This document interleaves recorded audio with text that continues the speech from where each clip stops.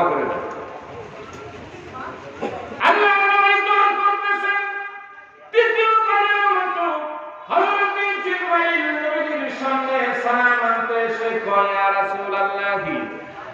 রাব্বুল আলামিন নিষেধ করে দিয়েছেন এই দুটি ব্যক্তির হয়ে আল্লাহর দরবারে আর আপনি ক্ষমা চাইবেন না।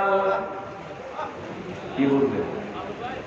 নিষেধ করে দিয়েছেন এই দুটি অপরাধের জন্য আপনি ক্ষমা চাইবেন আল্লাহর দরবারে, এদেরকে আল্লাহ ক্ষমা করবে না। এরপরে নবীজি কোনদিন মৃত্যু পর্যন্ত এই দুই অপরাধের জন্য আল্লাহর দরবারে ক্ষমা চাই না। কোন দুটা? মানুষের হক নষ্ট করেছে যে ব্যক্তি, আর যে ব্যক্তি বাবা মার মনে কষ্ট দিয়েছে, এই দুই অপরাধীকে আল্লাহ ক্ষমা করবে না। যার জন্য আমি আয়াতে কারিমায় বললাম, আল্লাহ বললেন যে ব্যক্তি মানুষের হক নষ্ট করেছে এই ব্যক্তিকে আল্লাহ কি করবে না? ক্ষমা করবে না। দিলটা পরিষ্কার থাকতে হবে। হযরতে জিবরাইল কইয়া রাসূলুল্লাহ আপনার মাআবিয়া তার দিলটা পরিষ্কার, ওর দিলের ভিতর কোনো চিটারে বাটপারে মুনাফিকি নাই। আর দ্বিতীয় আমল হচ্ছে আপনার সাহাবী সে দৈনিক 300 বার করে সূরা ইখলাস তেলাওয়াত করে। এটা সহজ, 300 বার। কারণ সূরা ইখলাস যখন বান্দা তেলাওয়াত করে, হাদিস শরীফ আছে মিশকাতের হাদিস, আল্লাহ কয় বান্দা যখন সূরা ইখলাস তেলাওয়াত করে তখন আমি আল্লাহর রহমতের দরিয়ায় জুস লেগে যায়। তখন আমি বান্দাকে আমি আপন করে নিই, আমি আর বান্দা মাঝখানে কোনো ফারাক থাকে না, সরাসরি সম্পর্ক হয়ে যায়। সূরা ইখলাস পাঠ করতে হবে 300 বার করে সূরা ইখলাস, এটা পারবেন তো ইনশাআল্লাহ। আর দিলটা পরিষ্কার রাখলে যে কোনো ইবাদত অল্প হলে যদি দিল পরিষ্কার থাকে ওই ব্যক্তি জান্নাতে। আজকে ঈমান আকীদা, ঈমান কাকে বলে? এক নম্বরে হচ্ছে আল্লাহর প্রতি শরীক ঈমান। ঈমান এনেছি আমরা ঠিক, কিন্তু মুসলমানও আবার আমার দ্বারা সবকিছু হচ্ছে। লজ্জা, এর চাইতে লজ্জাকর ঘটনা আর নেই যে আমি রাসূলের প্রতি ঈমান এনেছি, আল্লাহকে বিশ্বাস করি, নবীকে বিশ্বাস করি, আখিরাতকে বিশ্বাস করি, কিতাবকে বিশ্বাস করি, হ্যাঁ সব বিশ্বাস করি, কিন্তু আমার দ্বারা আবার সব গুনার কাজ হচ্ছে। এটা কি ঈমান আনা হলো? আল্লাহ পাক রব্বুল আলামিন কোরআনুল কারীমে এটাই বলেন, তোমরা নামাজ পড়ো, রোজা করো, যাই করো, যতক্ষণ পর্যন্ত তোমার আকীদা সঠিক না হবে, ঈমান যতক্ষণ পর্যন্ত মজবুত না হবে ততক্ষণ পর্যন্ত তুমি ঈমান আনো নাই। ঈমান আনো নাই তুমি, কিয়ামতের দিনে এই বলা খেতে হবে।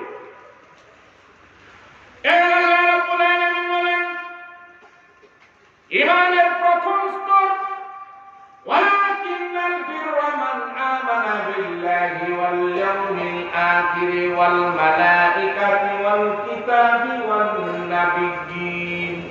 সর্বপ্রথম ঈমানের স্তর হলো 5টা: আল্লাহর প্রতি, রাসূলের প্রতি, আখিরাতের প্রতি, কিতাবের প্রতি, নবীর প্রতি।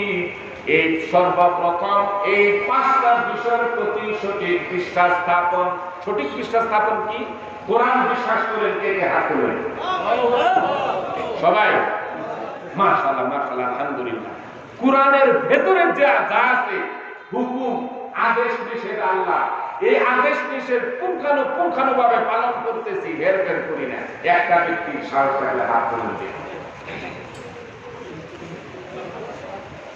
তাহলে কোরআন অনুযায়ী জীবন যাপন করতেছি এমন একটা ব্যক্তি আমরা হাত তুলতে সাহস পাই না, তাহলে কি করবো? তিনি ঈমান আনলাম কেমনে? তাহলে কথার কাজে যদি মিল না থাকে তাকে কি বলে? তাকে কি বলে? এই পৃথিবীতে সবচেয়ে নিকৃষ্টতম ব্যক্তি হচ্ছে মুনাফিক, যার কথার কাজে মিল নেই। আল্লাহ রাব্বুল আলামিন বলেন প্রথম স্তর হলো 5 বিষয়ের প্রতি ঈমান।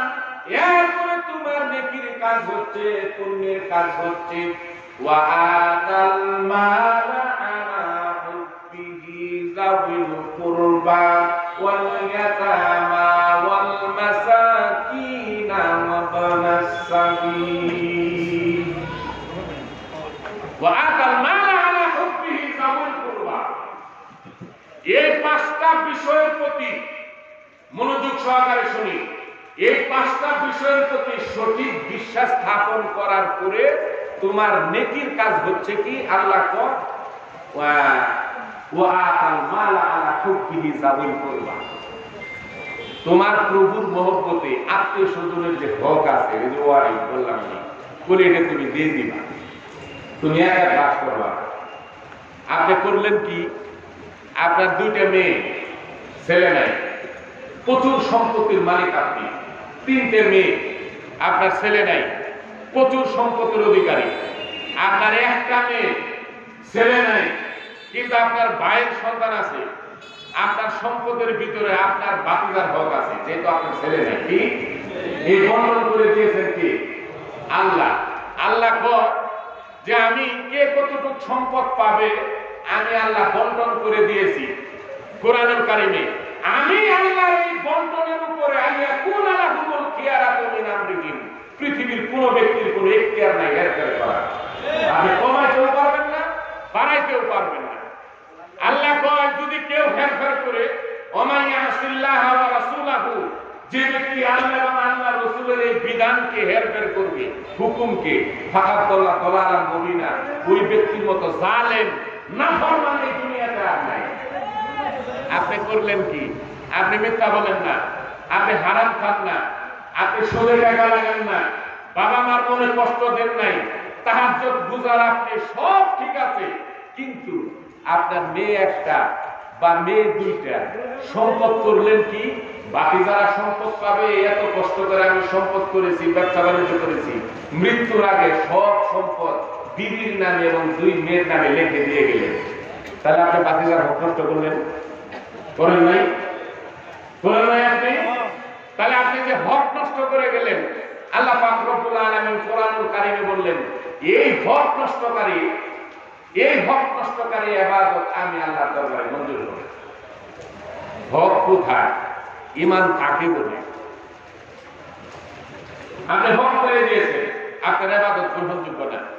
আল্লাহ কয় তোমার সম্পদের ভিতরে আলা হুব্বিহি যাবিল কুরবা, আত্মীয়স্বজনের হক আছে, ওয়াল ইয়াতামা, এতিমের হক আছে, তোমার সম্পত্তির ভিতরে একটা অংশ আছে, ওয়াল মিসকিনা, মিসকিনের একটা অংশ আছে তোমার সম্পত্তির ভিতরে, ওয়াবনা সাবিল, যারা মুসাফির, যারা হিজরত করে ইসলামের জন্য, তোমার সম্পত্তির ভিতরে তাদের একটা অংশ আছে। তুমি একাই খাবা তা না, আপনার কাছে আপনি সম্পদ ছাড়িয়ে দেখবেন, আপনি এক ভিক্ষুক গিয়ে বলতেছে স্যার আমাকে 5টা টাকা দেন, বলে না গিয়ে 5টা টাকা দেন, বলে মাত্র,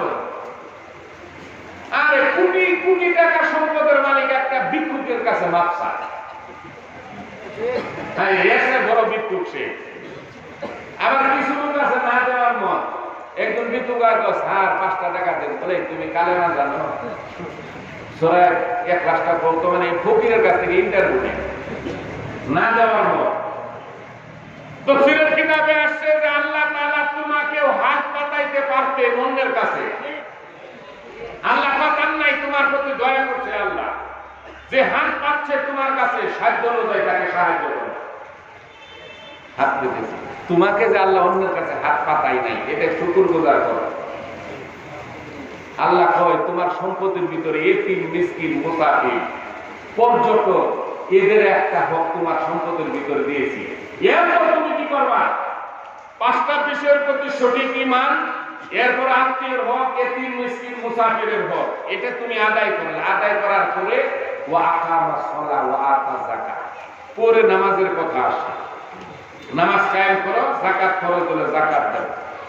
ওয়াল মুফুনা বিআহদিহিম ইযা আহাদু, তুমি কখনো আমানত খেয়ানত করবে না, প্রতিশ্রুতি ভঙ্গ করবে না। কোন ঈমানদার আমানত খেয়ানত করতে পারে না, প্রতিশ্রুতি ভঙ্গ করতে পারে না। ভোট দিছেন আপনি, ভোট, এই যে ভোটার ভোটে গেল, আমার এক বন্ধু মৌলানা মুফতি, নাম বললাম না, আপনি চিনবেন, সে ভোটারের কাছে গেছে, যাওয়ার পর ভোটারে বলতেছে যে হুজুর আপনি তো আসছেন, আপনি না এলেও চলবে, বলে সকালবেলা দেখবো আপনার নাম যদি লিস্টিতে থাকে, তার কারণ হলো আমার ছেলের কাছে দায়িত্ব দিচ্ছি, কে কত টাকা দিল, আমার ভোট হলো 5টা, যে টাকা বেশি দিব তারই ভোট দিব। সে ব্যক্তি কিন্তু নামাজি, দাঁড়িয়ে আপনি বুঝেন। আল্লাহ রাব্বুল আলামিন বললেন, তুমি আমানত কখনো খেয়ানত করবে না, এটা মুসলমান ইমানদারের কাজ না। প্রতিশ্রুতি ভঙ্গ করবে না। আর এরপর ওয়াসাবিরিনা ফিল বাসাই ওয়াদ-দাররাই ওয়া হিনাল বাস, তুমি যখন সৎ পথে জীবন যাপন করতে চাইবা তখন তোমার বিপদ মুসিবত আসতে পারে। আপনি দেখবেন একটা মুসলমান একটা চোরেও যদি তাকে ভালো করে, সন্ত্রাসীও ভালো করে, ভালো মানুষেও ভালো করে, একটা লোকের সবাই যদি ভালো করে, তাহলে লোকটা মুনাফিক। হাদিসের ভাষা, একটা মানুষের সমাজের সর্বস্তরের লোক যদি ভালো বলে, তাহলে লোকটা মুনাফিক, ইমানদার না। তার কারণ হলো আপনি সবার সাথে তাল মিলে আছেন, আলুর মতো, আলু গোটার মতো, তরকারির ভিতরেও খাটেন, মাছের ভিতরেও, বাজির ভিতরেও, ভর্তার ভিতরেও। একটা মুসলমান তার নৈতিক চরিত্র থাকে, নৈতিক চরিত্র থাকবে, সে হক হালাল ভাবে জীবন যাপন করবে, তারা যারা বেহক ভাবে চলে তারা তাকে ভালো বলবে না, ঠিক? যার জন্য আল্লাহ রাব্বুল আলামিন কয়, তুমি যখন সৎ পথে জীবন যাপন করতে যাবে হক হালাল ভাবে, তখন তোমার বিপদ মুসিবত আসতে পারে, ঠিক না? বিপদ মুসিবত আসতে পারে। আপনি কি কোন 40 বছরের আগে নবীজির কোন শত্রু ছিল না? কাফের মুশরিকরা এত মহব্বত করত, বিশ্বাস করত, আলামিন খেতাব দিয়েছে। কাফের মুশরিকরা মুসলমানে দেয় নাই, মুসলমানে দেয় নাই। কাফেররা যখন হকের পক্ষে আল্লাহর রাসূল দাওয়াত দিলেন, তখন শত্রুতার সৃষ্টি হলো। আপনি যখন হক কথা বলবেন, সত্য কথা বলবেন, দেখবেন আপনি মসজিদের ইমাম, আমরা একটা মসজিদের ইমাম সর্বস্তরের মুসল্লিরা যদি তাকে ভালো করে, ওই ভালো ভালো না, ওই ভালো ভালো না। আপনি দেখবেন যে মসজিদে যখন আপনি বয়ান করবেন, বয়ানে যখন হক হালাল ভাবে বয়ান করবেন, আপনার কমিটির সদস্য মুসল্লিরা যদি এই পথের প্রতীক থাকে, তখন কোনো খতিবটা ভালো না। শুদ্ধ কথা করবে, হুজুর আর ওয়াজ পান নাই, তখন তারা এই হয়ে যায়, বিগড়ে যায়, ঠিক না? তারপরেও হক কথা বলতে হবে, এতে কোনো সন্দেহ নেই। আল্লাহ কয়, হক হালাল কথা যখন তুমি বলবে, হক পথে জীবন যাপন করতে যাইবা, তখন তোমার শত্রু হতে পারে। ওয়াসাবিরিনা ফিল বাসাই ওয়াদ-দাররাই ওয়া হিনাল বাস, বলে বিপদ আপদে তুমি যদি ধৈর্য ধারণ করো, তাহলে ওয়া হিনাল বাস, যথেষ্ট কমপ্লিট, তুমি জান্নাতি। আল্লাহ রাব্বুল আলামিন এই আয়াতের ভিতরে সব কথা বলে দিয়েছে যে করণীয় কি। এই একটা আয়াতের ভিতরে 30 পারা কোরআনের মূল বক্তব্য আল্লাহ বলে দিয়েছে। এখন আমার করণীয় কি, এখন আসে। এবার আল্লাহ রাব্বুল আলামিন বলেন, ওয়া মান ইয়াকফুর বিল ঈমানি ফাকাদ হাবিতা আমালুহু ওয়া হুয়া ফিল আখিরাতি মিনাল খাসিরিন।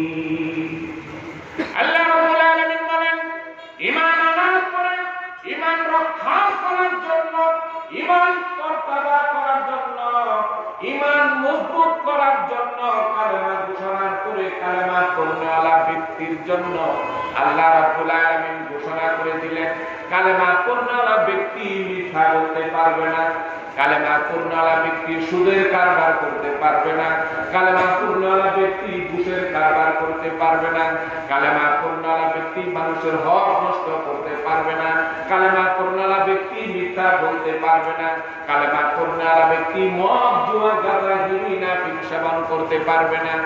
আল্লাহ রাব্বুল আলামিন বলেন, কালেমা ঘোষণার পরে পুরো কালেমা পড়নেওয়ালার চরিত্রের ভিতরে এই সমস্ত ত্রুটির ভিতরে একটা ত্রুটি যদি পাওয়া যায়, আল্লাহ রাব্বুল আলামিন তখন বলেন, ফাকাদ হাবিতা আমালুহু ওয়া হুয়া ফিল আখিরাতি মিনাল খাসিরিন।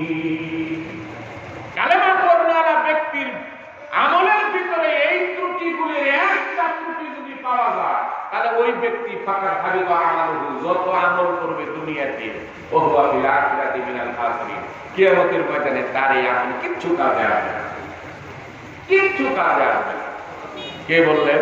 আল্লাহ।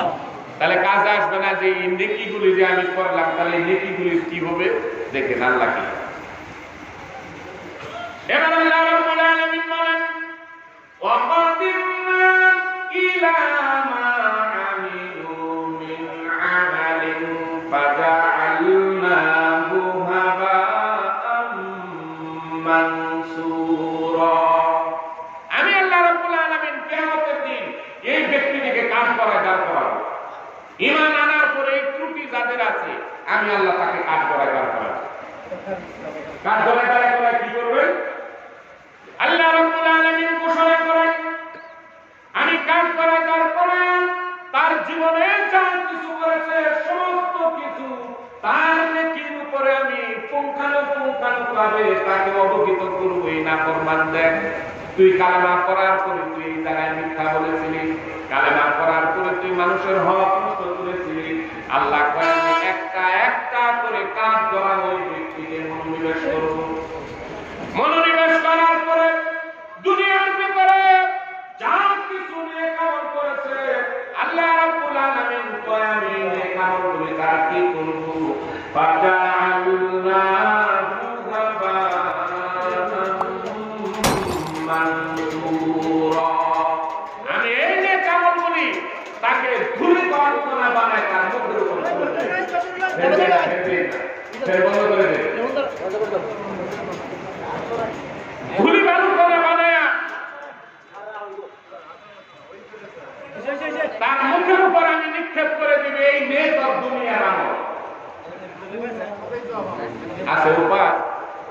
বলে উপায় আছে? ধুলি বালু কণা বানায় মুখের উপর ছুঁড়ে ফেলে দিবে।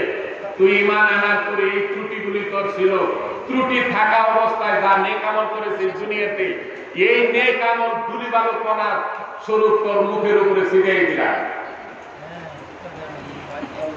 এবার আল্লাহ রাব্বুল আলামিন তার মুখের উপর যখন নিক্ষেপ করে দিবে, নিক্ষেপ করে দেওয়ার পরে এই ব্যক্তিটা তখন আল্লাহর কাজ ধরায় দাঁড়ায় বলতে থাকবে ওয়া ইয়াউমা ইয়া'দুল-যালিমু আলা ইয়াদাইহি ইয়াকুলু ইয়া লাইতানি ইত্তাখাযতু মা'আর-রাসূলি সাবিলা।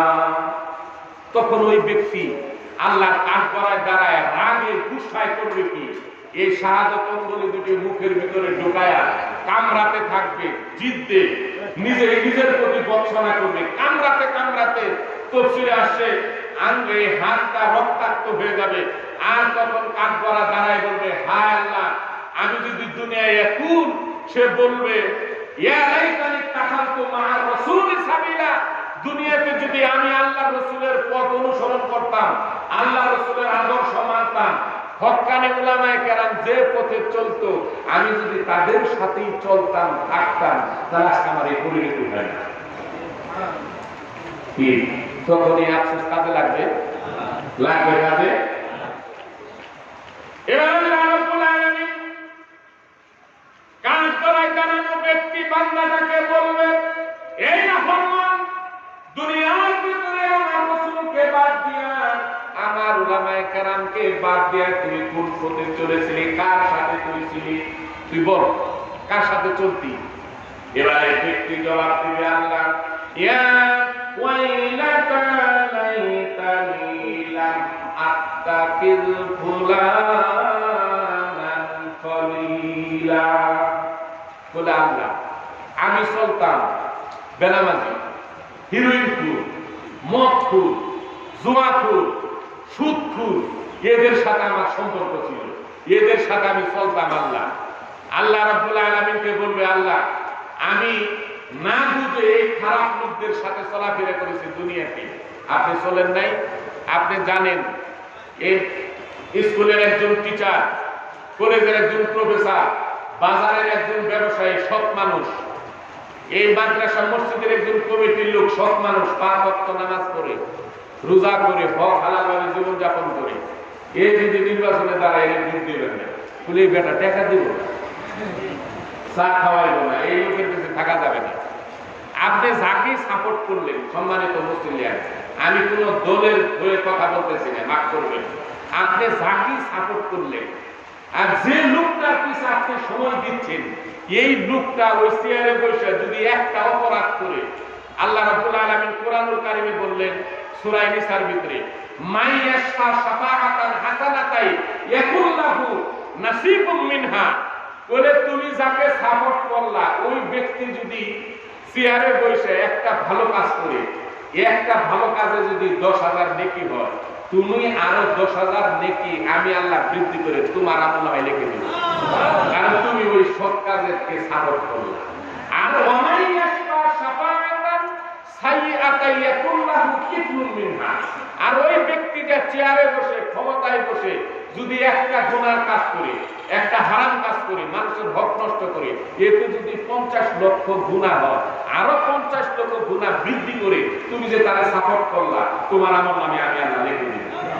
আর এখন দুঃখ করে যায় একটা চায়ের জন্য, একটা বিড়ির জন্য যে লোকটা নামাজ পড়ে না, হক হালাল ভাবে জীবন যাপন করে না, এই লোকের সাথে আল্লাহ রাসূল বলেছেন তোমরা কখনো বেনামাজির সাথে লেনদেন করবে না। বেনামাজির টাকা হাওলাত দিবে না, বেনামাজির সাথে সদাই করবে না, বেনামাজির দোকানে কিসের জন্য করবে না? মেশকাতের হাদিস, আল্লাহ রাসূল কয় সে আল্লাহর বিশাল এক হুকুম নামাজ, এর প্রতি সে তোয়াক্কা করে না, তোমার ঋণ পরিশোধের তোয়াক্কা কি করবে? আর আপনি এমন একটা লোকের সাপোর্ট করলেন যে লোকটা আল্লাহর হুকুম মানে না, মুসলমান হওয়ার পরেও নামাজ পড়ে না, মুখে নাই দাড়ি, নাই নামাজি, হক হালাল কিচ্ছু বোঝে না, ওর পিছনে আপনি লাফালাফি করবেন। কিয়ামতের দিন আল্লাহ আপনাকে ধরবে, বলে আল্লাহ বলবে তুই কার সাথে চলছিলি? বলে এই সমস্ত লোকের সাথে চলছিলাম। বলে ওই লোকের কিন্তু আমি হাজির করব।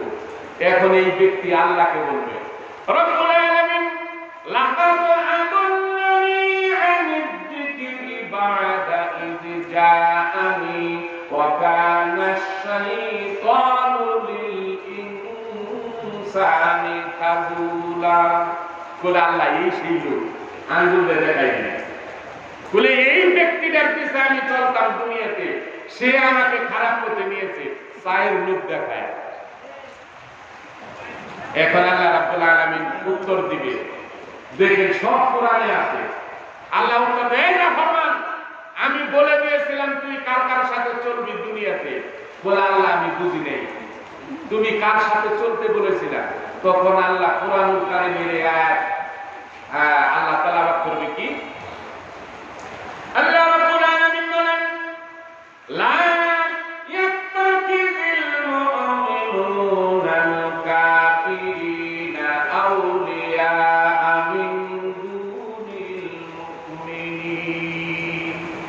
যে মুমিন ব্যক্তিরা, ঈমানদার ব্যক্তিরা আরেকজন ঈমানদারকে বাদ দিয়া কখনো কোন কাফের, মুশরিক, বেঈমান, মুনাফিক, খোদাদ্রোহী, কুরআন হাদিস বিরোধী কর্মকাণ্ডে লিপ্ত এমন ব্যক্তিদের সাথে কোন ঈমানদার কালেমা পড়নেওয়ালা ব্যক্তি মহব্বত করবে না, বন্ধুত্ব করবে না, সম্পর্ক রাখবে না, তাকে নেতা বানাবে না, তার পৃষ্ঠপোষকতা করবে না, তার সহযোগী হবে না, সহযাত্রী হবে না। তার হুকুম আল্লাহর হুকুম ডাইরেক্ট। আল্লাহ আমার এই হুকুম বাদ দিয়া কোন ঈমানদার ব্যক্তি যদি ওই খারাপ লোকদের সাথে বন্ধুত্ব করে, তার সাথে চলাফেরা করে, তাহলে শুনে রাখো, ওয়ামাইয়া আল যালিকা ফালাইসা মিনাল্লাহি ফি শাইইন ইল্লা আন তাত্তাকু মিনহুম তুকা। বলে তাহলে ওই ঈমানদারের সাথে আমি আল্লাহর সম্পর্ক থাকবে না, ছিন্ন করে দিব যদি ঈমানদার ওই খারাপ লোকদেরকে বন্ধু রূপে গ্রহণ করে। আল্লাহ সরাসরি কোরআনে বলে দিয়েছে। তখন আল্লাহ ওই ব্যক্তিকে বলবেন, আমি বলে দেই নাই তুই দুনিয়ায় কার সাথে চলবি, তোর সম্পর্ক থাকবে ভালো মানুষের সাথে, মুমিনের সাথে, ঈমানদারের সাথে। তুই এই হুকুম বাদ দিয়ে খারাপ লোকদের সাথে চলেছিস কেন? কেন চলেছিস? বলে আল্লাহ আমি ভুল করে ফেলেছি, আমাকে ক্ষমা করুন। আল্লাহ বলবেন তুই অপেক্ষা কর, তোর সম্পর্কে ঘোষণা হবে। তখন এই ব্যক্তিটা তিনটা কথা আল্লাহকে বলবে, বলে আল্লাহ আমাকে একটু সুযোগ দিবা, আল্লাহ আমি কিসের জন্য এই অপরাধ তিনটা করলাম, তুমি আমাকে একটু সুযোগ দিবা, বলার সুযোগ দিবা। আল্লাহ বলবেন লা যুলমালেও, আজকের দিনে কোনো জুলুম নাই, তুই বল কিসের জন্য অপরাধ করলি, কেন তুই ঘুষ খাইলি, কেন তুই সুদে টাকা লাই গেলি, কেন ওয়ারিস মারলি, এই তিনটা অপরাধ বড়। আল্লাহ তুলে ধরবে, দেখেন এই ব্যক্তিটা তিনটা বর্ণনা কেমনে দেয়। বিস্তারিত আমরা শুনবো, একটু মহব্বতে জিকির করি। আল্লাহ রহমত বর্ষিত হচ্ছে, আরো হবে ইনশাআল্লাহ। লা ইলাহা ইল্লাল্লাহ, লা ইলাহা ইল্লাল্লাহ, লা ইলাহা ইল্লাল্লাহ, সুবহানাল্লাহ, আলহামদুলিল্লাহ,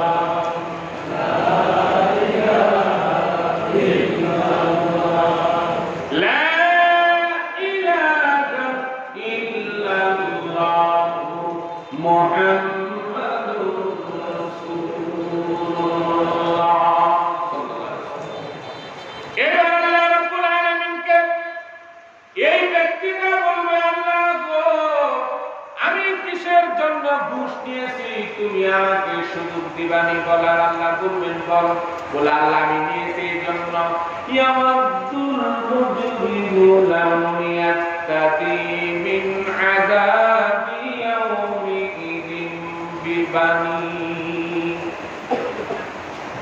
বলে আল্লাহ আমি সন্তানের ভবিষ্যতের কথা চিন্তা করে এই ঘুষটা নিয়েছি, ঠিক না?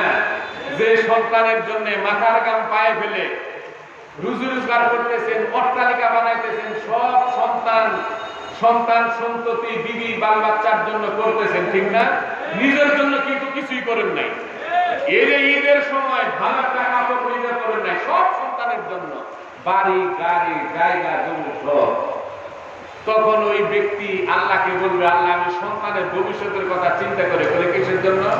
বলে আমি চাকরি করতাম, আল্লাহ সরকারি চাকরি করতাম, বেতন ছিল 12,000 টাকা, 12,000 টাকা বেতন। তো এই 12,000 টাকায় আমি চলতাম, আমি কোনোদিন ঘুষ খাইতাম না। তো আমার ছেলে কানাডা লটারিতে চান্স পাইল, মেয়েরাই মেডিকেলে চান্স পাইল, বলে হিসাব করে দেখি 10 লাখ লাগে, আমার তো 10 লাখ নাই।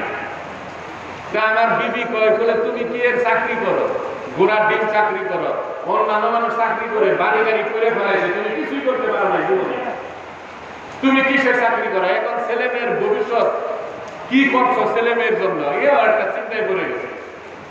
তো কোনোদিন ঘুষ খাই নাই, অফিসে গিয়া চিন্তা করতেছে, বিড়ি টানতেছে। তেমনি অনেক কয় কি বলে স্যার আপনাকে অনেক চিন্তিত মনে হচ্ছে, বলে আর কেউ না, 10 লাখ টাকা লাগে, ছেলে মেয়ের ভবিষ্যৎ কিছু করতে পারলাম না। বলে স্যার এর একটা চিন্তা হয়েছিল, একটা ফাইল নিয়ে আসছে, বলে আপনি এনে সই দিলেই 10 লাখ, বলে সাইন দিলেই 10 লাখ। বলে তখন আল্লাহ আমি করলাম কি, ছেলে মেয়ের ভবিষ্যতে চিন্তা করে মনে করলাম, বলে দূর প্রয়োজনে হজ করে বলে যায় মাপ চান, তাহাজ্জুদ করে আল্লাহর কাছে ক্ষমা চাই, আল্লাহকে ক্ষমা করবো না, প্রয়োজনে আমি 10টা রোজা রাখবো। বলে নানান চিন্তা করে আমি একটা সাইন দেয়া 10 লাখ টাকা নিয়ে সন্তানের ভবিষ্যতের চিন্তা করে আল্লাহ আমি এই ঘুষটা নিলাম, এই ঘুষ নিয়ে ছেলে মেয়ের ভবিষ্যৎ করলাম। আল্লাহ বলবেন তুই আজকের দিনে হাসরের ময়দানে আমি আল্লাহর কাছ থেকে তুই কি আশা করতেছেন বল। বলে আল্লাহ মিন আযাবি ইয়াউমিযিন বিবানি, যে সন্তানের জন্য আমি এই ঘুষের কারবার করলাম, আল্লাহ এই সন্তানকে তুমি জাহান্নামে দিয়া দেখেন হিসাব করে কিন্তু। বলে সন্তানকে তুমি মুক্তিপণ স্বরূপ তোমার দরবারে রেখে আল্লাহ আমাকে ছেড়ে দাও। আল্লাহ একটা শব্দ ব্যবহার করলেন, কাল্লা, কখনোই না। বলে তুই সুদে টাকা লাগাইছিলি, কারণ কি বল, এটা কারণ দর্শাবে তো। বলে আল্লাহ আমার বিবি আমাকে বলল যে এবারে কিন্তু আমাকে গলার চেন দিতে, সত্য তোমার বাপ মায়ের পিছনে খরচ করলাম, আমার জন্য কি করলাম, সারা জীবন বান্দিগিরি করে গেলাম তোমার সংসারে, ঠিক না? এটাই তো কর, যতই দিন আবার এখানে তো মহিলারা নাই, বলা যায় বুখারীর হাদিস, নবীজি বলছেন তুমি তোমার বিবিরে যদি কলিজাটা কাইটাও খাওয়াও, যদি একটু খালি টক্কর লাগে কথা ঝগড়াবাজে, তারা বলে ফেলবে তোমার কাছে কি সুখ পাইছে জীবনে, তারা যখন বান্দিগিরি করে গেছে খালি তোমার বাপ্পার পিছে খরচ করলা সব বলে তারা বলে ফেলবে। আবার এই এলাকার মহিলারা এরকম না, বলে আল্লাহ আমার বিবি আমাকে আলটিমেটাম দিল, এবার ঈদে সেল না দিলে তোমার একদিন আমার 2 দিন।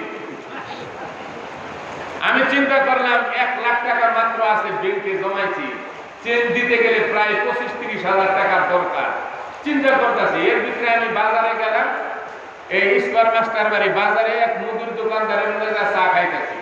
চা বাড়ির দোকানদারে কয় ভাই আপনার চিন্তিত লাগতেছে, যাই বলে বুঝো না সংসারের সমস্যা, বলে ভাই শুনলাম আপনার কাছে টাকা আছে, 1 লাখ টাকা যদি দেন তাহলে মাসে 5,000 দিব আপনাকে, আমারও মাল তোলা লাগে সামনে ঈদ, বলে মাসে 5,000। আমি তখন চিন্তা করলাম মাসে 5,000 দিয়ে ঈদের আরো বাকি হলো 6 মাস, তাহলে 530,000, আমার মূল টাকা থাকতেই আছে, 25,000 টাকার চেন আর 5,000 টাকা ঈদের মার্কেট, তাহলে আমার সমস্যা সমাধান হয়ে যাবে। বলে আমি লাগাই দিলাম লাখে 5,000 দোকানে,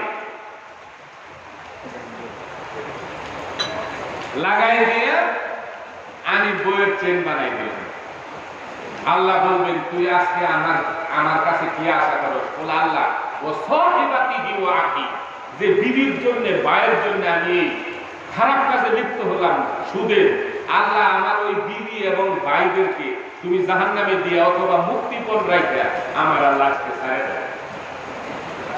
আল্লাহ বলবেন আল্লাহ কখনোই। এবারে কি আল্লাহকে ডেকে বললেন রব্বুল আলামিন আমার শেষ কথা হচ্ছে আমি ওয়ারিস টাকাইলাম, তার কারণ হলো ওয়া ফাসিলাতিল্লাতি তুবি, তাহলে আমার গোষ্ঠীর লাগে, গোষ্ঠী বলতে বোঝায় বাবা দাদা দাদি নানা নানি গোষ্ঠী না। বলে আল্লাহ আমার সংসারে আমার বাবা থাকতো, আমরা আরো 5 ভাই ছিলাম, কিন্তু আমার কাছে খাইতো আমার বাপ মা, দাদা আমার সংসারে থাকতো, তো এখানে একটা সংসারে থাকতাম। এখন ফুপু যখন আমার কাছে সম্পদ নিতে আইলো, ফুপুরে বললাম দেখো না তুমি তোমার বাবা মারে লেখা কত খরচ, চিকিৎসা পাতি খাওয়াইতেছি, তুমি ওয়ারিশ নিতে আইছো, বলে ফুপুরে তারাই দিয়েছি। আমার ভাই বোন যখন ওয়ারিশ নিতে আইলো, বলে দেখো না বাপ মাও খাইতেছে আমার এনে, তোর চোখ নাই, বলে আমার ভাই বোনের হক মারলাম। বলে এই জন্য ওই যে বাবা মা দাদা দাদিকে আমি খাওয়াইতে গিয়া আমি হক ওয়ারিশ মারছি। আল্লাহ বলবেন আজকের দিনে তুই আমার কাছে কি আশা করস? এবার আল্লাহ রাব্বুল আলামিন কে ব্যক্তি বলবেন রাব্বুল আলামিন আমার বাবা মা দাদা দাদিকে তুমি মুক্তিপণ রেখে আমাকে তুমি ছেড়ে দাও। আল্লাহ বলবেন কখনোই না। এবার এই ব্যক্তি আল্লাহকে বলবে আল্লাহ গো ওয়ামান ফিল আরদি জামিআন সুম্মা ইউনজি, বলে আল্লাহ পৃথিবীর সব কিছুর বিনিময়ে আমার আল্লাহকে মুক্তি দাও। এই ব্যক্তিকে বলবে এই লোকমান আজকে আসরের ময়দানে ফালিয়াউমা লা ইউকাযুকুম ফিদিয়াতিন ওয়ালা মিনাল্লাযিনা কাফারু, বলে আজকে কারো কাছ থেকে মুক্তিপণ গ্রহণ করা হবে না, কোন সুযোগ সুবিধা তুমি পাবি না। তুই আমি আল্লাহর হুকুমকে ঈমান আনার পরে তুই এই সমস্ত কুফরির কাজ করেছিস, অপরাধ করেছিস, আজকের দিনে তো আমি আল্লাহর পক্ষ থেকে তোর প্রতি কোনো দয়া নাই। আল্লাহর রাসূল আল্লাহর বাম পাশে বসা থাকবে তখন। এই ব্যক্তির চিৎকার দেখে কাট করা নবীজি আমার দাঁড়ায় যাবে, নবী দাঁড়ায় গিয়ে আল্লাহকে বলবে আল্লাহ গো এই ব্যক্তি সম্পর্কে আমি রাসূলের 2টি কথা আল্লাহ শুনবেন, আপনি নবীজি বলবেন। এবার আল্লাহ রাব্বুল আলামিন বিশ্ব নবীকে বলবেন ও আমার হাবিব আপনি বলুন কার করায় কারণ ওই ব্যক্তিটা সম্পর্কে আপনি কি বলতে চান। এবার নবীজি বলবেন ইন্না কওমি তাকাদু হাযাল কুরআনা মাহজুরা। আল্লাহর নবী আল্লাহকে ডেকে বলবে রব্বুল আলামিন, এই নাফরমান দুনিয়ার ভেতরে আমার উম্মতের অন্তর্ভুক্ত ছিল ঠিক, আমি রাসূলকে দুনিয়ার ভেতরে মুখে স্বীকার করেছে কিন্তু অন্তরে না, আমি রাসূলের প্রতি ঈমান এনেছে মুখে বলেছে কিন্তু অন্তরে না, আমি রাসূলকে মুখে বিশ্বাস করেছে কিন্তু আমার সুন্নতের পাবন্দি ছিল না, আমি রাসূলের আদর্শ দুনিয়ার ভেতরে তার ছিল না। রব্বুল আলামিন শুধু তাই না, তার সামনে যদি কুরআনের হাদিসের হক কথাগুলি বলা হতো, তার মুখটায় মন হতো তাআরিফু ফি বুজুহিল্লাযিনা কাফারু মুনকার, বলে তার মুখটা তখন মলিন হয়ে যেত যখনই হক কথা বলা হতো, কালো হয়ে যেত, ঠিক না? রব্বুল আলামিন শুধু তাই না, ইয়াকাদুনা ইয়াসফুনা বিল্লাযিনা ইয়াতলুনা আলাইহিম আয়াতিনা, বলে রব্বুল আলামিন কুরআনের হক কথা যারা বলতো, যারা কুরআনের হক কথাগুলি প্রচার করত, এই নাফরমান মুসলমান হওয়া সত্ত্বেও কুরআন প্রচারকারীকে মারার জন্য, বিপদে ফেলানোর জন্য, জেলে ঢোকানোর জন্য, তার সম্মান ইজ্জত ক্ষুণ্ণ করার জন্য এই নাফরমান উদ্গ্রীব হয়ে যাইত, ঠিক না? কুরআনের হক কথা যারা বলতো তাকে মারার জন্য, বিপদে ফেলানোর জন্য, দুর্নাম করার জন্য হে মুসলমান হওয়ার সত্ত্বেও বিরোধিতা করত। বলে আল্লাহ কুরআনের সাথে সে সিনেমিনি খেলতো দুনিয়াতে, কুরআনের সাথে ঠান্ডা বিদ্রুপ করতো, হাযাল কুরআনা মাহজুরা, মাবুদ কুরআনের সাথে যে দুনিয়াতে সে বিরোধিতা করেছে, আজকের দিনে আমি রাসূল তাকে আসামি করে আল্লাহ তোমার দরবারে আমি মামলা দায়ের করলাম। নবীজি মামলা করবে, কোরআনুল কারীম আপনি খুলে দেখুন, নবীর সূরাত শুআরা, নবীজি মামলা করে বসবে। এখন নবীর মামলা যারা করবে কিয়ামতের মাঠে, এমন কোন নবী রাসূল আপনি কোন ফেরেশতার উকিল খুঁজে পাইবেন? নবীর মামলা যারা করবে, আল্লাহ রাব্বুল আলামিনের হাতে নবীজি কাগজটা ধরিয়ে দিবেন তার নাম দেখে, বলেন এই নাফরমান আমার উম্মতের অন্তর্ভুক্ত ঠিক, দুনিয়াতে ছিল কিন্তু মুখে স্বীকার করত আমি রাসূলকে, আমার আদর্শ মানত না, সে মিথ্যাচার করত, নাফরমানি করত, হারাম ভক্ষণ করত, আমার আদর্শ মানত না। আল্লাহ আপনি বিচার করেন, আমি তার বিরুদ্ধে মামলা করলাম। কাগজটা আল্লাহ শুধু হাতে নেবেন, একটা সেকেন্ড আল্লাহ দেরি করবে না, সাথে সাথে রায় ঘোষণা করবেন। রায়টা কি? রায় ঘোষণা করবেন, আলাইহা মালাইকাতুন গিলাদুন শিদাদুন লা ইয়াসুনাল্লাহা মা আমারাহুম ওয়া ইয়াফআলুনা মা ইউমারুন। আল্লাহ রাব্বুল আলামিন এমন নিষ্ঠুর নির্মম কঠিন প্রকৃতির ফেরেশতাদের আমার আল্লাহ তার সামনে হাজির করবে। হাজির করার পরে আল্লাহ বলবো, ফেরেশতা এই নাফরমান মুসলমান হওয়া সত্ত্বেও সেই কুকর্ম কাজগুলি দুনিয়াতে করেছে, আমার কোরআনের কথা মানে নাই, আমার রাসূলের আদর্শ তার ভিতরে ছিল না, সেই জন্য তোমরা কি করো?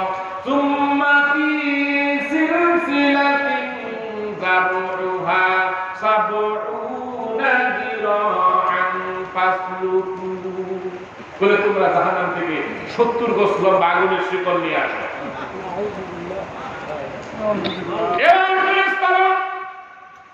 জাহান্নামের ভিতর চলে যাবে, জাহান্নামে সে 70 গজ লম্বা আগুনের শিকল নিয়ে আসবে। শিকল নিয়ে আসার পরে আল্লাহ রাব্বুল আলামিন হুকুম করবেন শিকল দিয়ে তার শরীরটা বেঁধে ফেলো। এই আয়াতে কারিমা যেদিন নাযিল হলো মদিনায়, আল্লাহর নবী ফজরের নামাজের পর থেকে নবীজির চোখের পানি আর শুকায় না, নবীজি সারাদিন কিছু খায় না, কারো সাথে কথা বলে না, নবীজি শুধু কান্নার কান্না। হযরতে আবু বকর সিদ্দিক নবীজির সামনে গিয়ে বললেন, ইয়া রাসূলুল্লাহ, কি হয়েছে আপনার চোখে, কেন পানি? আমি আবু বকরকে খুলে বলুন। নবীজি তবুও কথা বলে না, শেষ পর্যন্ত নবীজি মা আয়েশা সিদ্দিকার কাছে গিয়ে বলতেছে, মা রে, তোকে তো আল্লাহর নবী বেশি মহব্বত করে ভালোবাসে, কিছুক্ষণের ভেতরে আল্লাহর নবী ঘুরে আসবে, তুই জিগাইবি নবীজির কি হয়েছে। নবীজি তো খানা খায় না, কারোর সাথে কথা বলে না। এবার আসরের নামাজের জামাত হয়ে গেল, আল্লাহর নবী মা আয়েশা সিদ্দিকার রুমে প্রবেশ করলেন। মা আয়েশা চোখের পানি ছেড়ে বলতেছে, ইয়া রাসূলুল্লাহ, আমাকে খুলে বলুন আপনার কি হয়েছে।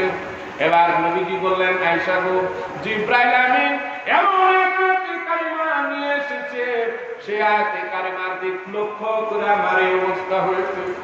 মা আয়েশা কয়, হুজুর কি আয়াত নাযিল হয়েছে? নবীজি বললেন, যারা দুনিয়াতে ঈমান আনার পরে যারা অপরাধ করবে, গুনার কাজে লিপ্ত হবে, তাদের সাথে আল্লাহ যে আচরণ করবে, 70 গজ লম্বা শিকল দিয়ে তার শরীরে যখন বেঁধে ফেলবে, আগুনে মমটাকে যেমন গলিয়ে গলিয়ে পানির ফুটাতে পরিণত করে দেয়, ঠিক তেমনি 70 গজ লম্বা শিকল দিয়ে শরীরটা যখন বেঁধে ফেলবে, ওই আগুনে মোমের মতন গলে গলে তার রক্ত মাংস সব পড়ে যাবে। আল্লাহ রাব্বুল আলামিন ফেরেশতাকে হুকুম করবেন শরীরটা বেঁধে ফেলার জন্য। শরীরটা যখন ফেরেশতারা বেঁধে ফেলবে, চিৎকার করতে থাকবে ব্যক্তিটা, তখন এই ব্যক্তি কি করবে? গর্দানটা এরকম করে লড়াচড়া করবে আর চিৎকার করবে। এই দৃশ্য দেখে আল্লাহ ফেরেশতাকে বলবে, খুঁজ, তাকে ধর, খুজুহু, তাকে ধরে তার ফাগুল্লু গলাতে আগুনের বেরি লাগাইবে, যেন গর্দানটা নড়াচড়া না করতে পারে। এই নাফরমান দুনিয়াতে কালেমা পড়ার পরে সুদের কারবার করত, ঘুষের কারবার করত, মিথ্যা বলতো, মানুষের হক নষ্ট করত, যার জন্য খুজুহু ফাগুল্লু, তার গলাতে আগুনের বেরি লাগাই দিয়ে সুম্মাল জাহিমা সল্লু, নিক্ষেপ করে নাফরমানকে জাহান্নামে দিল। দেখছেন পরিণতিটা কি? যার জন্য সম্মানিত মুসল্লিয়ান, এটা যুবক ভাই এবং ব্যবসায়ী ভাইদের উদ্যোগে মাহফিল। ব্যবসায়ী ভাইদের উদ্দেশ্যে দুটি কথা। ব্যবসা করা সুন্নাত, ব্যবসা করে মানুষ রাতারাতি বড় লোক হয়। কিসের জন্য? আল্লাহর পক্ষ থেকে বান্দার প্রতি যত প্রকারের রহমত আছে, এর ভিতরে 16 আনা রহমতের ভিতরে ব্যবসার ভিতরে আল্লাহ রাখছে 10 আনা। কোন কোন রেওয়ায়েতে আছে 12 আনা ব্যবসার ভিতরে, যার জন্য ব্যবসা করে মানুষ রাতারাতি বড় লোক হয়। কিন্তু এই ব্যবসাটা যদি সুন্নত তরিকায় হয়, তাহলে দুনিয়া এবং আখিরাত দুটো জায়গায় কামিয়াব সে। এই ব্যবসা দুনিয়া এবং আখিরাত দুটো জায়গায় কামিয়াব যদি সুন্নত তরিকা হয়। সুন্নত তরিকা কি? মাপে কম দেওয়া যাবে। আল্লাহ রাব্বুল আলামিন কোরআনুল কারীমে কয়, ওয়াইলুল লিল মুতাফফিফিন, ভয়ানক পরিণাম হবে সেই দিন তাদের জন্য যারা ওজনে কম দেয়। তাদের জন্য ভয়ানক পরিণাম। এবং আরেকটা আছে কি? এই ভেজাল করা। ব্যবসার পণ্যের ভিতরে আপনি ভেজাল করলেন, ভালো চাউলের ভিতরে খারাপ চাউল মিশিয়ে দিলেন, ভালো পণ্যের ভিতরে খারাপ পণ্য মিশিয়ে, মনে করেন সরিষার তেলের ভিতরে সয়াবিন মিশিয়ে দিয়ে দিলেন, কেউ টের পায় না। টের পেয়েছে কে? দেখেছে কে? আল্লাহ দেখেছে। আপনি করেছেন কি? এই তেলটা কিন্তু পরিষ্কার থাকে, আল্লাহ দেখেন এই তেলের ভিতর কি আছে, কেউ টের পায় না, কিন্তু দেখেছেন কে? আল্লাহ। আপনার টাকাটা হারাম হয়ে গেল। ওই হারাম টাকা দিয়ে আপনি বিবিরে খাওয়াইলেন, বাচ্চারে খাওয়াইলেন, এই যে খাওয়াইলেন, এই বাচ্চা এই বিবি কবরে কিন্তু আপনার সাথে যাবেন। কিয়ামতের দিন আপনি এই বিবি বাচ্চা আপনাকে বলবে না যে আল্লাহ আমার বাবা এত কষ্ট করে আমি করে খাওয়াইছে, আল্লাহ আমার বাবারে ছেড়ে দিন, বলবে না। তাহলে লাভ কি? হারাম উপার্জন করে খাওয়ানো, ঠিক না? এবং আমরা যারা আছি এই ব্যবসায় দোকানে নেই, আমাদের আবার একটা অভ্যাস ভালো আছে। কোন দোকান থেকে যদি দেখবেন 50-100 টাকা যদি বাকি নেয়, তাহলে এটা তাড়াতাড়ি দিয়ে ফেলাই আমরা। 50-100 টাকা প্রায় সময় পকেটে থাকে, ঠিক না? কিন্তু যদি দেখা গেল 3000-4000 টাকা বাকি হয়ে গেছে, এই লোকটাই রাস্তায় পাল্টায় ফেলে, ঠিক না? রাস্তায় পাল্টায়। ব্যবসায়ী ভাইরা মার খায় কখন? যখন এই বাকি নিয়ে বিশ্বাস করে বাকি দেয়, আসলে কিন্তু বাকি দেওয়া জায়েজ নাই, এটা সুন্নতের বহির্ভূত কাজ। ইমাম আশরাফ আলী থানভী রহমতুল্লাহ আলাইহির সারা বিশ্বে ব্যবসা ছিল, নবীজিরও ব্যবসা ছিল। ইমাম আহমদ রহমতুল্লাহ আলাইহির সারা বিশ্বে ব্যবসা ছিল। হ্যাঁ, এবং আব্দুল কাদের জিলানী রহমতুল্লাহ আলাইহির বিভিন্ন রাষ্ট্রে ব্যবসা ছিল, বড় ব্যবসায়ী ছিলেন। হযরতে আবু বকর সিদ্দিক রাদিয়াল্লাহু তাআলা আনহু বড় ব্যবসায়ী ছিল। তাফসীরের হিসাবে বর্তমান জামানায় হিসাব করলে 4000 কোটি দিরহামের মালিক ছিলেন আবু বকর সিদ্দিক। কত বড় ব্যবসায়ী ছিলেন। কিন্তু ব্যবসায় তাদের একটা নীতি ছিল, একটা পয়সা বাকি দিত। বাকি দিলে সম্পর্ক নষ্ট, অর্থনৈতিক ক্ষতি, বাকি দিলে শত্রুতা বাড়ে। তবু আমরা দেই ওই চক্ষু লজ্জায় দিয়ে থাকি। কারণ আশরাফ আলী থানভী রহমতুল্লাহ আলাইহি করতেন কি, একটা পয়সা বাকি দিত না। যদি দেখতো এই লোকটা দরিদ্র, গরিব, দিতে পারে না, প্রয়োজনে এমনিতেই দান করে দিতেন, তবে একটা পয়সা বাকি দিত। কারণ বাকি দিলে সম্পর্ক নষ্ট হয়, শত্রুতার সৃষ্টি হয়, লাভ করবেন কম, বাকি দিবেন না। বরকত দেনওয়ালা মালিক আল্লাহ। আপনি 20,000 টাকা বিক্রি করলেন, এর ভিতরে 10,000 বাকি, লাভ কি? 5,000 বিক্রি করেন, আপনার ওর ভিতরে 500 টাকা লাভ, ওটাই বরকত। হ্যাঁ, এখন আপনি এই 3-4,000 টাকা বাকি করলে লোকটা কিন্তু আপনার রাস্তায় পাঠায় ফেলে, ঠিক না? আপনার বাকি দিলে কি হলো, শেষ পর্যন্ত কাস্টমারটা হারাইল। এখন আমাদের আরেকটা খাসলত আছে। খাসলত কি? মনে করেন বাজারে অনেক সময় আমরা যাই, আমল নষ্ট হয় কখন আমল নষ্ট হয়? বাজারে এসে দেখেন এখন এই যে আঙ্গুর ফলের দিন, তারপরে যে বড়ইয়ের দিন আসতেছে। এ ভাই, বড়ই শুকানা মিষ্টি, ওই চাকবারকে একটা খাইলে পরীক্ষা করতে গিয়ে এই লোকটা মনে করেন আপনার করছে কি, কিনার দেওয়ার নিয়ত নাই, 4টা দোকান যদি শুকা মিষ্টি পরীক্ষা করে আর কিনন লাগবে, ঠিক না? এই যে খাইছেন আপনি নামাজ পড়েন 5 ওয়াক্ত, হজও করে আসছেন, কিন্তু আপনি ওই চাকবারকে মানুষের হক খাইছেন, একটা বাদাম খাইছেন, হোটেল থেকে একটা পেঁয়াজি খাইছেন, টাকা দেন নাই। আঙ্গুর ফল নিয়ে আসছে দোকানদারে, যে দাম 250-300 টাকা। ভাই, আঙ্গুর ফল শুকানা মিষ্টি, যদি 10টা কাস্টমারে 1টা করে আঙ্গুর ফল নেয়, প্রায় 250 টাকা। সে লাভের কাজ শেষ। খাইছেন আপনি, কিন্তু দোকানদারে মনে মনে দাবি রাখছে যে বেটা রাইকেল দেখো। এরকম করে যদি শুকা মিষ্টি পরীক্ষা করতে থাকে কাস্টমারে, তাহলে তো 12টা বাজবে। আপনি খাইছেন, কিয়ামতের ময়দানে আল্লাহর কসম আবারও করলাম, আপনি যখন জান্নাতের সার্টিফিকেট পাইবেন, কোন আমলের বিনিময়ে আল্লাহ যদি আপনার জান্নাতের সার্টিফিকেট দেয়, তখন এই লোকটা করবে কি, তাফসীরের কিতাবে আসছে, এই জান্নাতীরা এরকম করে উড়ায় ধরবে সার্টিফিকেট। আসরবাসীরা, দেখো আমার আল্লাহ দয়া করে আমার জান্নাত দিয়েছে। এর ভিতরে লেখা থাকবে 5,000 নেকি, 3,000 গুনাহ।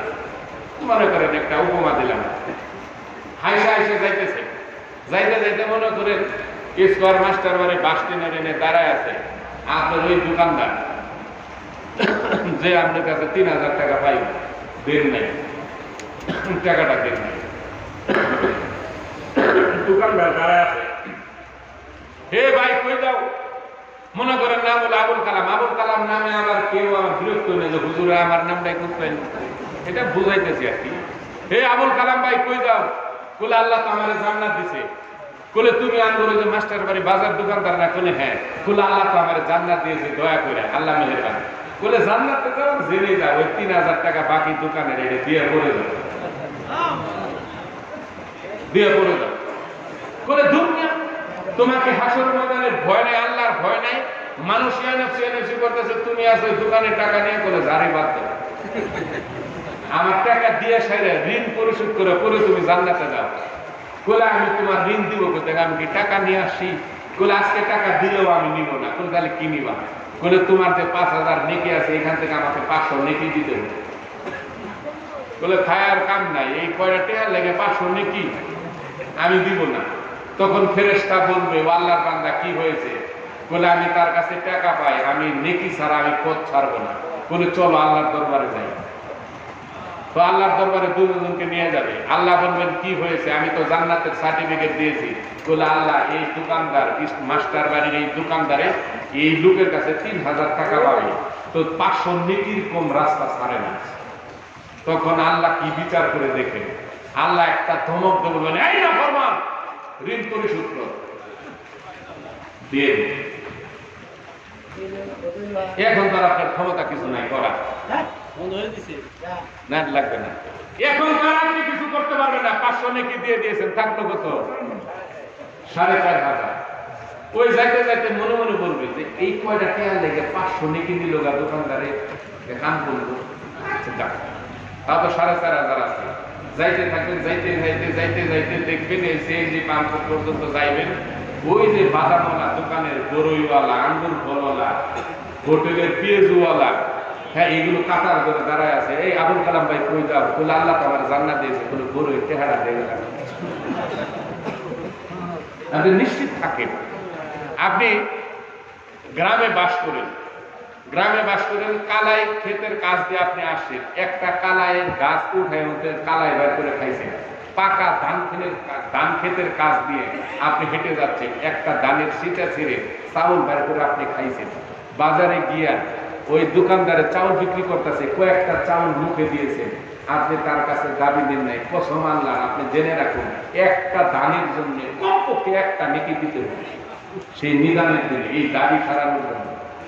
আপনি বাকি খাইছেন, মানুষের কাছ থেকে ঋণ করছেন, দেন নাই, ক্ষমতা দেখাইছেন, টাকা পরি দেখাইছেন, আপনি দেন নাই, পরিশোধ করেন নাই।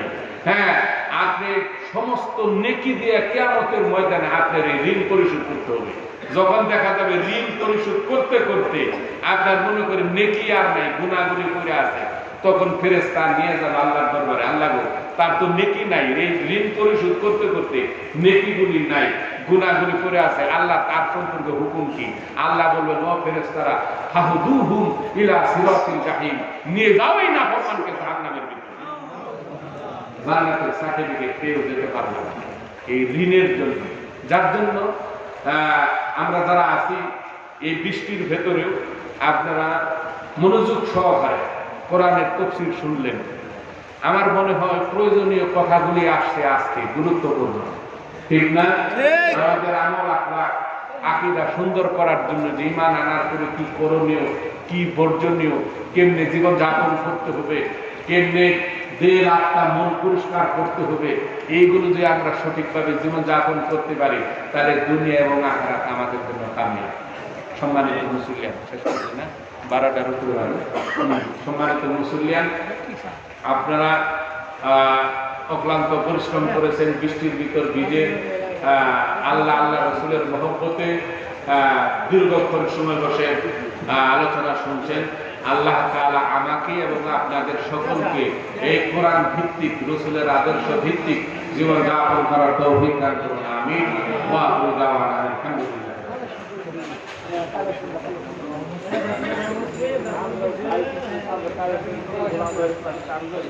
মোহতারাম হাজিরিন, মোনাজাত হবে হুজুরের রহমতের সময়, দোয়া করবের সময় ইনশাআল্লাহ। আমরা দোয়া না করে কেউ যাব না ইনশাআল্লাহ। দোয়ার পূর্বে আমাদের তাফসীরুল কোরআন মাহফিলের সম্মানিত সভাপতি আলহাজ হযরত নুরুল ইসলাম সাহেব দামাত বারাকাতুহু 2 মিনিট কথা বলবেন ইনশাআল্লাহ, তারপরে মোনাজাত হয়ে যাবে।